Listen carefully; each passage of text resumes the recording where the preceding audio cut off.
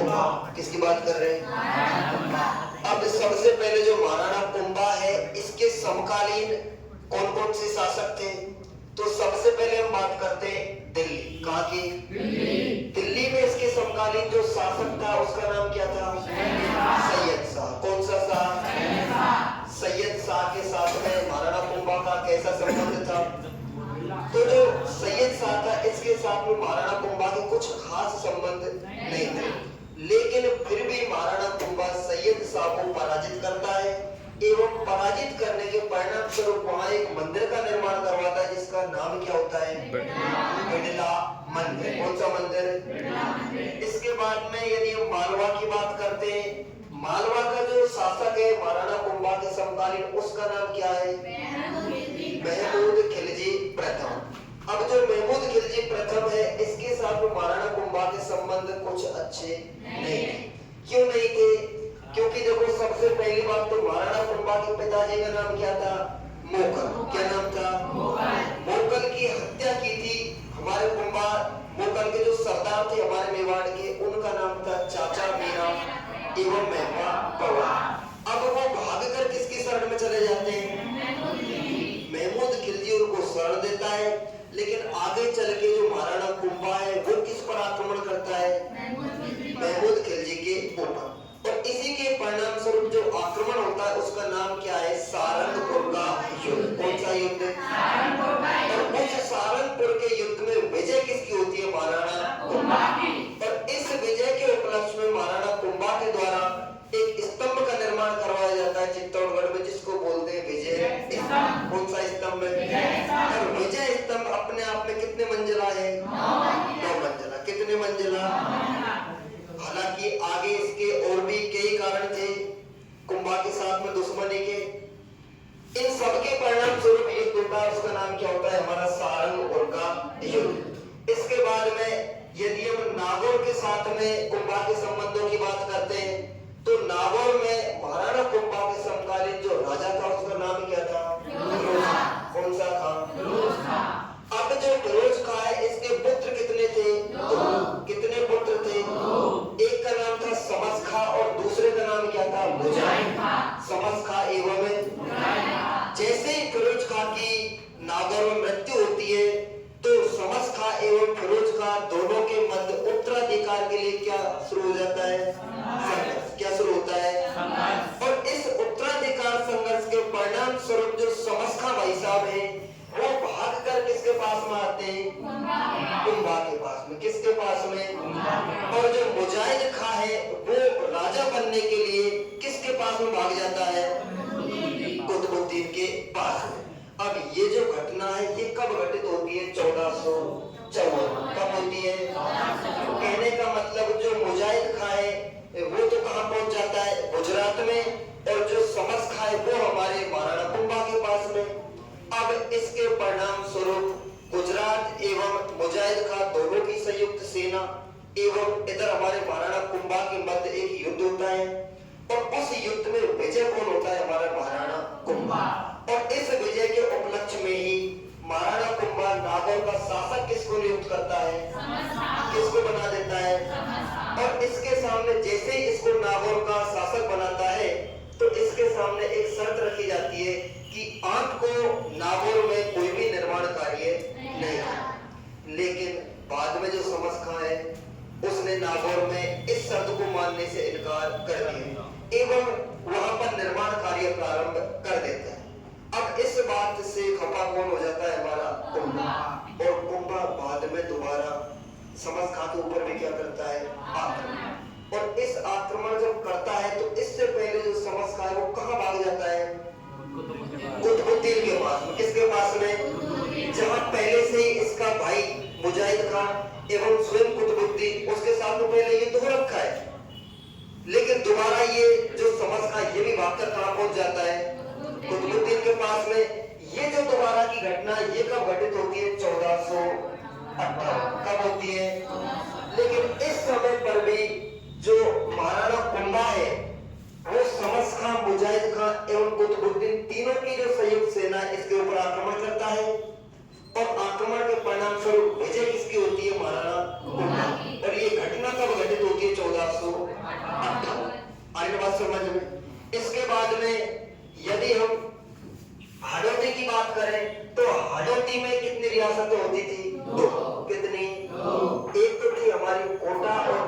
कौन सी थी? और कोटा का जो शासक था उसका नाम क्या था? कौन था? और जो बूंदी का शासक था उसका नाम क्या था? सांडा। और अब ये जो सांडा था ये किसका खास आदमी था? कुंभा का। किसका था? और जो भांडा था ये किसका खास आदमी था? महमूद खिलजी का। किसका था? अब यहाँ पर महमूद खिलजी को पहले ही कुंभा ने पराजित कर रखा है।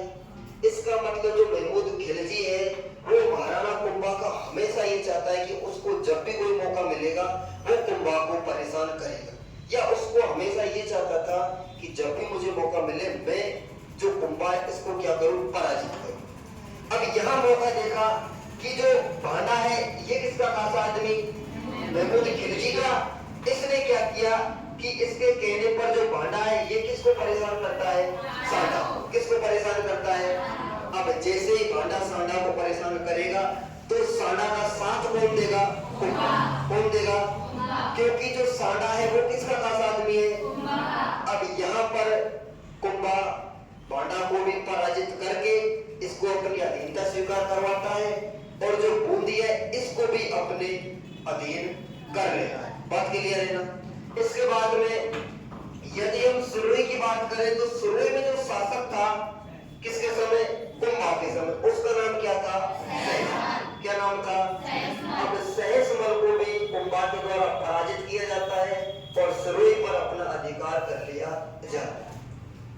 अब हम गागरोन की बात करें तो गागरोन का शासक कौन था? अचलदास खिलजी। कौन था? अचलदास खिलजी। रिश्ते में कुंभा का क्या था? क्या था? अब यहाँ कोई सैनिक अभियान हो सकता है? नहीं। इसके बाद में एक और रियासत है जिसका नाम क्या है? गुजरात। कौन सी बात करते हैं? गुजरात। गुजरात में महाराणा कुंभा के समकालीन जो शासक आए, हालांकि कई हुए थे लेकिन उनमें जो प्रमुख है वो कितने? हमारे दो। कितने हैं? एक तो हम पढ़ते हैं हमारा कौन सा? कुतुबुद्दीन शाह। और एक पढ़ते हैं महमूद बेगड़ा। कौन सा? अब सबसे पहले हम बात करते हैं किसकी? कुतुबुद्दीन शाह की। तो कुतुबुद्दीन शाह के साथ में 2 बार महाराणा कुंभा की भिड़ंत पहले ही हो चुकी है। एक तो 1454 में, एक 1458 में। अब इधर घटना क्या घटित होती है कि गुजरात का कुतुबुद्दीन एवं मालवा का महमूद खिलजी, अब दोनों के साथ में किसकी दुश्मनी होती है? कुंभा की। किसकी दुश्मनी होती है?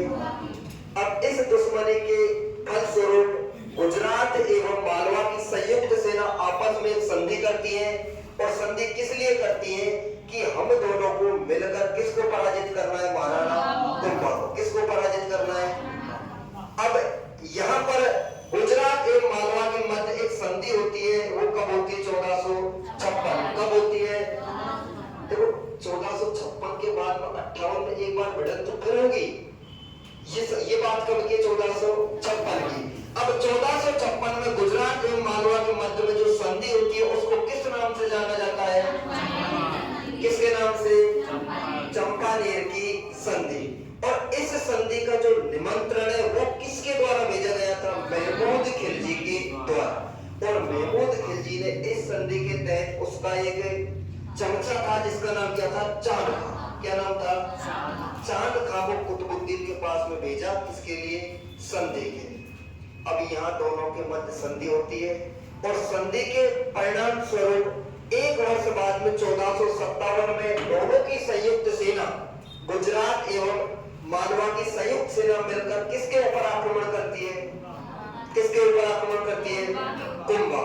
और जब आक्रमण करती है उसकी बात करें सन कौन सी? 1457। अब यहाँ पर जो युद्ध होता है इसके मध्य उसको किस नाम से जाना जाता है? भदनौर का युद्ध। कौन सा युद्ध? और इसी को कहते हैं बैराटगढ़ का युद्ध। कौन सा युद्ध? बैराटगढ़ का युद्ध।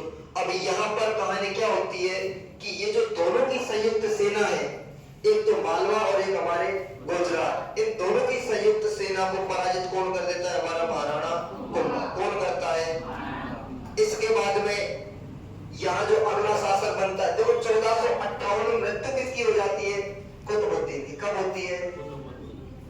1400 दिसंबर के समय इसकी मृत्यु हो जाती है इसके बाद में यहाँ का जो अगला शासक बनता है उसका नाम क्या है?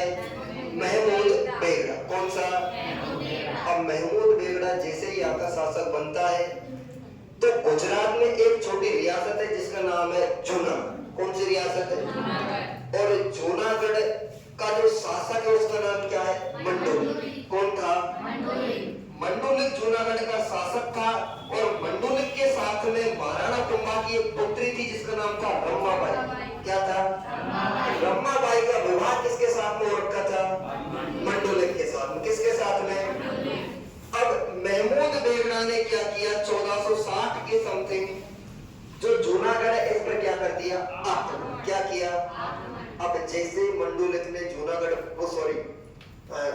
जो महमूद बेगड़ा है उसके द्वारा जूनागढ़ अर्थात मंडोलिक पर जो आक्रमण किया जाता है तो इससे पराजित कौन हो जाता है?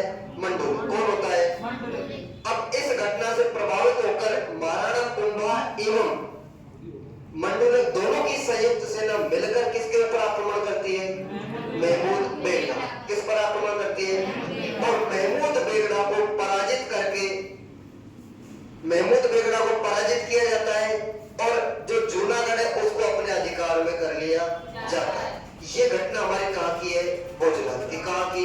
कहने का मतलब जो महाराणा कुंभा है उसने अपने समकालीन गुजरात, मालवा, हाड़ौती, नागौर जितनी भी सारी रियासत थी इन सबके जो राजा थे इनको पराजित किया और अपने समय का परचम ले। बात क्लियर है?